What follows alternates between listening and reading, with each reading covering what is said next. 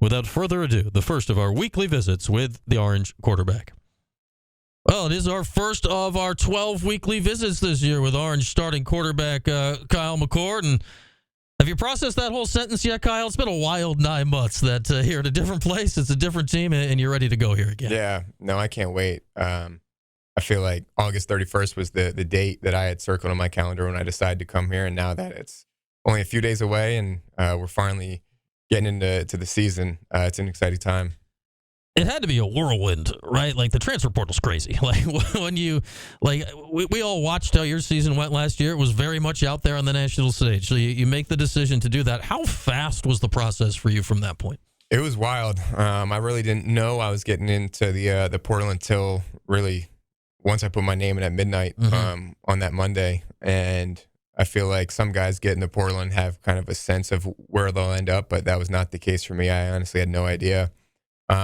And so woke up that Monday and my phone was blowing up. And then fast forward a few hours, Coach Fran is sitting in my living room that Monday night. And we talked for 3 or 4 hours. Coach Nuns was there as well, the quarterback coach. And I feel like from that point on, Syracuse was number one on my list. And every school after that was recruiting me was getting compared to Syracuse. And then when it came time to make a decision, it really was a no-brainer for me to come here. Felt like Fran had a plane like circling your house, just waiting for your name. He got there. It was like he was too fast. Yeah. He shouldn't have been able to get there that fast. No, I mean, I told him, I was like, you are a crazy man for this. And but I mean, that's just how he is. He's a great recruiter, and I think his track record speaks for itself. How many calls and texts? Like, how many teams reached out to you? Was it? I mean, it must have been a lot, I'd imagine. Yeah, no, it was a lot. I feel like a lot of schools reach out and just try to, gauge your temperature and see where you are and what you're thinking. And then you start to get serious with a handful, 4 or 5 of them. And then I only took 2 visits. I kind of narrowed it down pretty quickly. Like, do you even have time to respond to them all, like, thanks, but no? Or, like, is it just too much? Is it overwhelming? I mean, I would put my phone on Do Not Disturb, and then every hour or so pick it up and just respond to as many people as I can and then put it back down because it's madness. I feel like it's free agency. What was crazier, that or doing that to some extent for you, like multiple years when you were in high school? Was it the pandemonium of like a week, or was it like everything that goes on in high school recruiting? I think the portal by far, because high school, you know what you're getting into, and it's a lot more time involved, whereas the portal, at least for me, I had no idea. I put my name in, and then you have about, especially for a quarterback, because most schools are only taking one, you have about 10, 11 days to make a decision. Yep. And so it was just a sped up process. It's like recruiting on steroids. Yeah, it's wild to watch. I can't even imagine what it's like to be a part of something like that.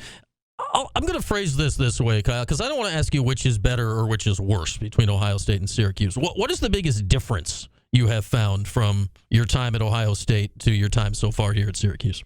Yeah, I think there's a lot, to be honest. And I feel like Coach Fran has done a really good job of implementing a family culture. And I feel like guys have really bought into it. And I'm still extremely close with all my Ohio State teammates. But I think here it's just from top down, it's a family feel. Like just this morning, I was sitting in Coach Fran's office just talking about life for 45 minutes, like not even football related. And I feel like just having that relationship with the coaches, I think all the players will tell you it's special. And so, he's a great dude. He's extremely genuine. And I think all the guys know how much he cares for them.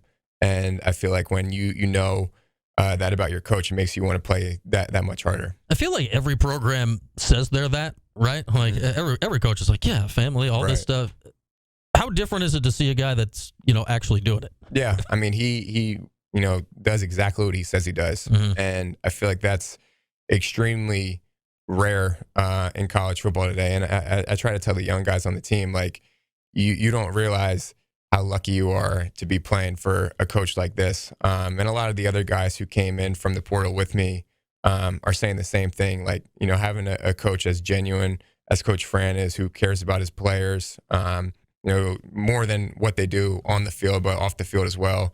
It's special. And I feel like that's a big reason why he's such a successful recruiter, and I feel like that's going to be a big reason why he's such a successful head coach. It's our weekly visit with Kyle McCord. He'll be joining us every Tuesday throughout the season, getting you ready for Houston, Ohio on Saturday, 3:30. You know the deal in the Dome by now. We'll get into that game here in a second. We've all been watching this All Access show. I don't know if you guys have any time to actually watch the show.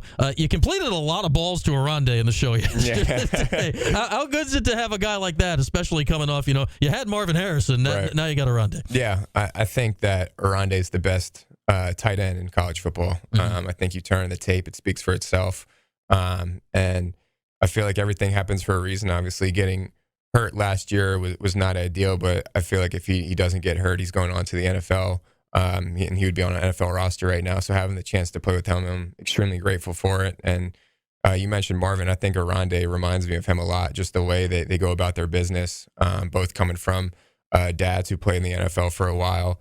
He's a professional. The way he carries himself on and off the field, the way he studies the game, the way he sees the game, everything about him is just top notch. It's got to make you feel good too. I mean, Fran and Oronde had this conversation back in December. Oronde's like, "Hey, get a quarterback. I'm back." Yeah. Well, I guess that means you're a quarterback, right? I guess so. It worked. He is here. What kind of mismatches? Like, obviously, Marvin Harrison provides mismatches, but it's more hey, he's just going to go beat your best corner. Oronde, he's in the middle. I don't know who they're going to guard him with and keep their normal defense. How screwed up can a guy like that make defenses? Yeah, I feel like he has a very special skill set. Yeah. I feel like he's too big for corners, too fast for safeties and linebackers. I mean, I think on top of that, just the way he sees the game, his football IQ is on another level. And I feel like that's a testament to how much time he puts in the film room and how much he studies the game. So if they want to go man, I have confidence that he's going to win that one-on-one matchup. And then zone, I feel like he has a great feel for the game, running the route the right way versus different coverages and sitting in the zone, wherever the case may be. But it makes my job a lot easier because I feel like every single time you turn the tape, 19's open. That's helpful. That's very helpful when he's always open. He's a guy. He's 6'6", whatever he is. He's open in a lot of different directions up there. So we got Kyle McCord with us. I feel you kind of saw, I don't know, the back half of his rehab. I don't know if I've ever seen somebody so matter of fact about like a serious injury. It's like, well, that stinks. Let's get surgery tomorrow and go. Like, that's a rare attitude, right? Yeah. No, I mean, I came in, like you said, towards kind of the back half of it, but for the first 3 or 4 months I was here, he was living in the training room, and he was the first one in there, the last one to leave, and he was just a machine. And kind of from that moment on, I was like, okay, like this guy is serious. And obviously, I watched his tape before I came here, and then seeing the way he worked, I was like, okay, like that makes sense why he's so good. Take me through the New Jersey stuff on this team. How big is all this New Jersey stuff going on? I mean, at this point, I feel like we should just be like the South Jersey Orangemen, just with how many guys we have. Obviously, Coach Fran being a South Jersey guy, and then looking around the locker room, it's a lot of kids that I grew up playing football with, whether it was, on the same youth football team, 7-on-7, whatever the case may be. There's a lot of kids that I had relationships with before I even made the decision to come here. And do you consider yourself more Jersey or Philly, or is it the same deal? Okay, yeah, no, Jersey. I mean, I went to high school in Philly, but born and raised in Jersey. Okay, so that's and the South Jersey, North Jersey thing. Oh, like that's a whole thing, right? They're two completely different states. I feel like South Jersey is a bunch of people that moved out of Philly, a lot of Eagles and Sixer fans. And then you go up to North Jersey. That's really just an extension of New York. Yeah, we got to get used to it because Tommy DeVito was here a few years ago. He is a North Jersey guy through and through. So we got to relocate where our quarterback's from here to figure all this stuff out. Very, very different thing. As we got Kyle McCord with us, it's game week. Like finally, right? 9 months into this process, you're here. What has changed in the last few days as you shift from camp mode to game mode? Yeah, I feel like when you're in camp mode, my mindset is going out and beating Fidel Diggs and Justin Barron and Marlo Wax. Like, those are the guys you're competing against. And then now kind of switch gears a little bit, and you're watching film on your opponent and, talking about different schemes and stuff like that. And so now it's not so much about how can I beat our defense, it's how can we beat Ohio's defense. And Ohio is the opponent, which is just random, right? You coming from Ohio State. I've got to imagine, I could be wrong, that there's a significant crossover in fan base here. I imagine a lot of people, they went to Ohio, they're Ohio fans, grew up Buckeye fans. Is that something you're aware of? Am I making this up? What's your sense here? No, it definitely is crazy. There are a few kids on the team that I know, and just playing at Ohio State, you kind of keep tabs on all the teams in Ohio, and so they've done a great job, especially in the last few years. I think back-to-back 10-win seasons, a lot of talent, really well coached. So, I've been telling the guys, like, this is not a team to take lightly. They have a lot of talent. They're going to play hard. They're going to be well coached. And so we have to come out on Saturday and bring our best. I know Fran has echoed the same thing, right? Especially the back-to-back 10-win seasons. That stands out. Does that really help catch your guys' attention? It's not just, this is some school. It's like, no, you may not know a lot about them, but they've won 20 games the last 2 years. Yeah, no, 100%. I think, especially when you watch the film, they dominated a lot of the games last year. And I mean, you can say what you want about the competition, but I mean, they went out and they beat Iowa State last year, who in my mind is a really good team. So I feel like they bring it every single game. It shows on film. They have good players and they're well coached. So like I said, I think this is definitely something that we have to take approach it the right way. All right, last thing for this week here, Kyle.